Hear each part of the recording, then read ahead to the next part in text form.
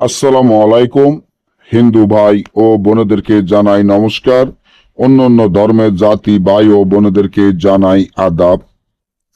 অবাধ্য স্বামীকে বাধ্য বশ করা যে তাবিজটি আজকে আপনাদেরকে শিখিয়ে দিব সেটি হলো শিব মহাদেবের সুনজর এই তাবিজ আছে। তাই এই তাবিজের মাধ্যমে অবাধ্য স্বামীকে বাধ্য বশ করা, অবাধ্য স্বামীকে বাধ্য বশ করা 100% পরীক্ষিত এই আমলটি।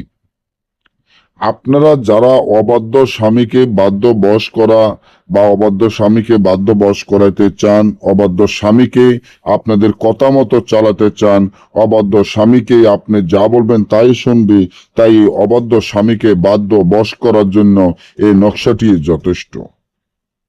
কারণ যখন দেখবেন আপনার স্বামী আপনাকে দেখতে পারে না, আপনার স্বামী আপনাকে দেখলে তার মাথা গরম হয়ে যায়, সবসময় খারাপ আচরণ ব্যবহার করে, আপনার সাথে কথায় কথায় আপনাকে মারধর করে, কথায় কথায় আপনাকে দেখতে পারে না, বা আপনার স্বামী আপনাকে রেখে অন্য একটি বিয়ে করেছে, আপনাকে দেখতে পারে না, আপনার কোনো খোঁজ খবর নেয় না, তাহলে এই অবাধ্য স্বামীকে বাধ্য বশ করা বা আপনার কাছে রাখা, আপনার কথা মতো চলা, আপনার কথা উঠবে, আপনার কথা বসবে, তার জন্য তাবিজটি যেভাবে আছে সেভাবে লিখতে হবে।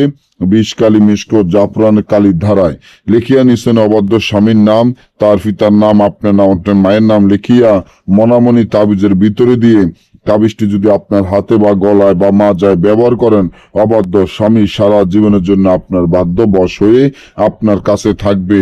আর যদি না বোঝেন বা আমাদের থেকে এই ধরনের কাজগুলো গ্যারান্টি সহকারে করাইতে চান, স্ক্রিনে দেওয়া নম্বরে যোগাযোগ করে যে কোনো কাজ করে নিতে পারবেন।